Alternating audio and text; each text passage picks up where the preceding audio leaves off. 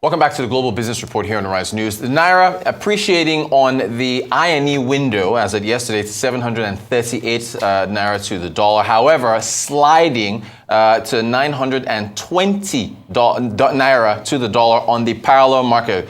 Chika Mbonu is with us. We're going to get into that in a moment. The Manufacturing Association of Nigeria revealing yesterday that its members are in some excruciating pain, as they call it, because of the sector's key performance metrics falling in the second quarter. There it is. Highlights from their confidence index for second quarter falling to 52.7 points from 54.1 in the first quarter. They say the Naira redesign impact is still being felt. Increased motor vehicle insurance costs are impacting them as a headwind. So are the costs from fuel subsidy removal. And they're saying the production distribution costs up double digits for the second quarter of the year. Arise Business Analyst Chika Mbonu is with us in the studio. Chika, good to have you. Good morning to you. How are you today? Very fine, sir.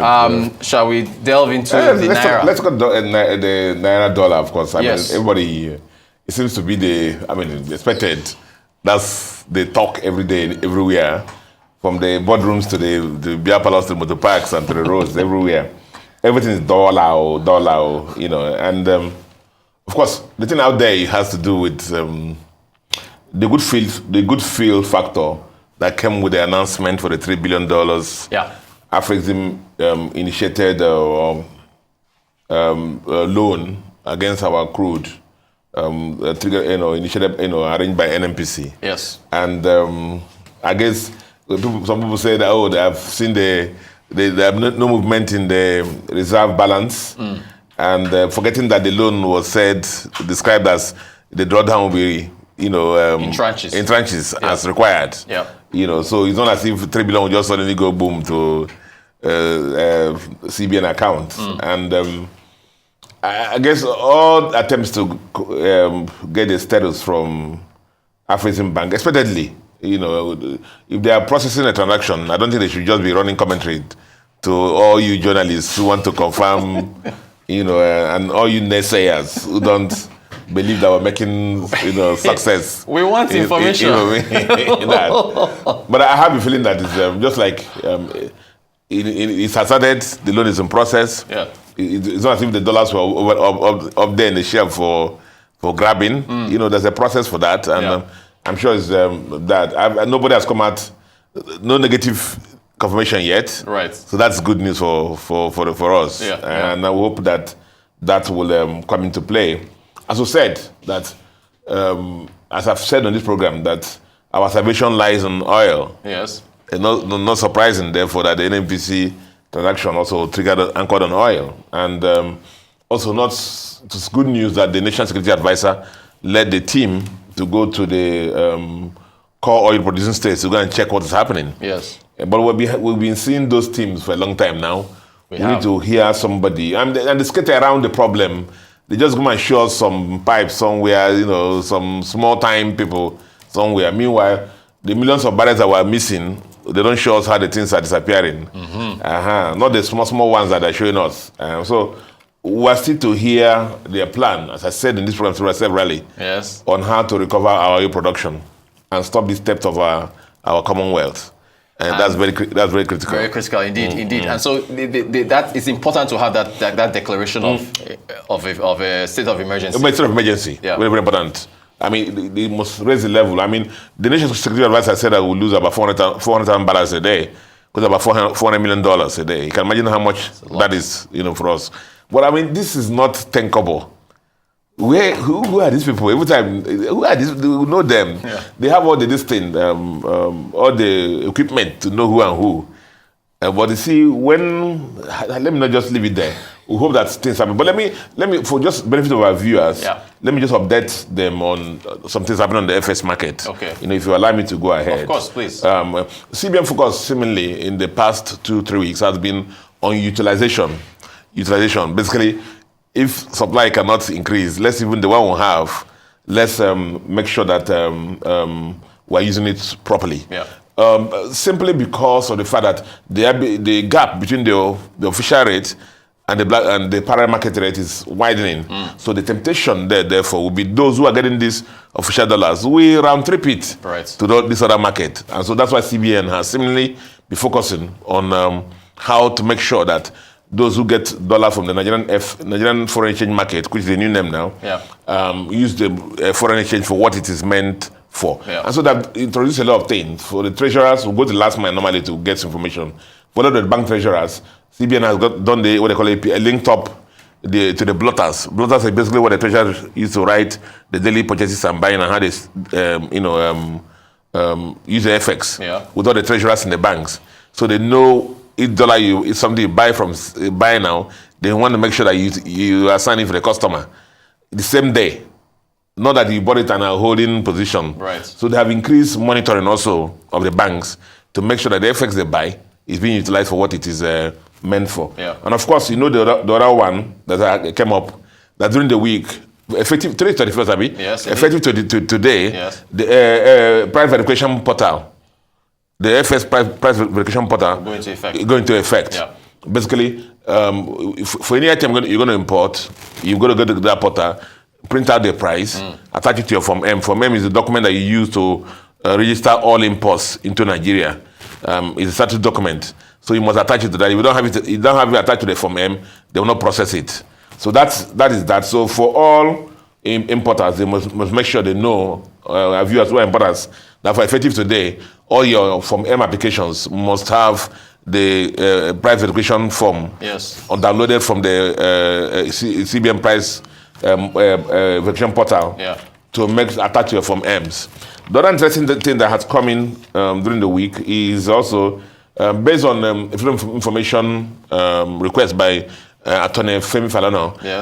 The Chinese, you are trying to get the pronunciation right, yuan. Yes, the swap. The swap currency swap between Nigeria and China. Basically, what it's saying is that, if you want to import something from China before you move from Naira to dollar. And then to yuan or renminbi, as the case may be. Which are not them for the currency. Now, but between Nigeria and China, they entered into a swap agreement in 2018, and then basically Nigerian importers now can actually pay for their goods in Naira. They're importing from China based on that agreement. You don't worry about dollar again. That reduces the pressure on dollar, and also Chinese importers also can pay for the things they are buying from Nigeria in the local currency, the yuan. That's basically that. It helps in that. And at the last time, they said the central bank said I paid back up to 5.1 billion yuan, and the line is free available for people. So all our importers from China, when you open your LC with your banks, make sure the LC is open ab initio in the Chinese foreign currency to enable you access this swap window. It will enable it make sure that you avoid the issue of dollar, and for the country, it reduces the pressure on the dollar exchange rate also. Indeed, Attorney Femi Falana just encourage all business people who are doing something with China to do that. But you see, interestingly, because China is our number one trading partner. At last result I saw, I think about between $12 billion and $15 billion a year. So you can imagine that impact taking off our dollar pressure if that window is being used. So that's on FX. Fantastic. You mentioned something on manufacturing also. Basically, I always say there's something surprising in Nigeria, because we say that this country will turn around when we go back to manufacturing. When we produce what we eat and eat what we produce. In the sense that we have the capabilities to do all these things, but everything literally in Nigeria is being imported. Our manufacturing sector is buffeted by so many problems. Multiplicity of taxes, lack of security, lack of power, high interest rates, name it. High inflation, low consumer purchasing power. So it's not surprising, therefore, that this index, fell, in Q2. It's not surprising, because and then remember the sector also. A lot of them, they reported this report in this report they published, that sales fell by about 30%. Wow. Yeah. Because if you look at the distributed trade and move down to the bottom of the pyramid, a lot of it done through cash.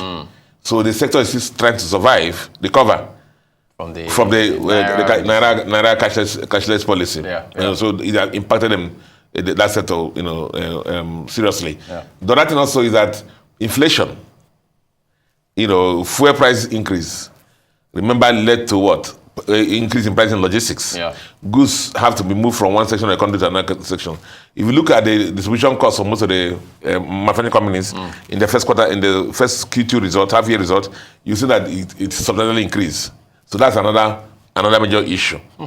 So look at the major corporates. A lot of them, their revenues fell. It's not surprising.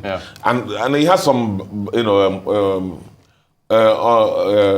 other effects on the economy, because remember, these are the top taxpayers also. Indeed. So the issue of non-oil income will also be reduced. Because of the fact that these companies, the revenues that are taxable also reduce. That's it. Reduce. Fantastic link. So you can see the loop. How everything connects. How everything connects. But we hope that, as the president has told us, that he will pain us before he will sweet us. Let's take all the heat now. Hoping that everything will come down. But let them get power right. If nothing else, we're not even looking for moon or stars or things like that. Just basics. Just basics. If power is gotten right in this country, at least 30% of the cost of the manufacturing sector will be reduced. If security improves, you also another 10-20% the cost will be reduced. As I told you before, trade happens to be number two contributor to our GDP. Indeed. And the trade happens between the southern part of the country and to the northern part, and vice versa. And that has substantially reduced. Go to night travels have almost become nil. And that used to be a major part of the business. A lot of the businesses, goods move in the night. But those who don't have because of the issue of security. So the truth is that if you solve some of the key problems in Nigeria, power, security, and the economy takes off. The economy takes off. Arise Business Analyst. I also heard Bode Social Chika Mbonu. Thank you so much for joining us, for breaking these things down. Thank you so much for your time.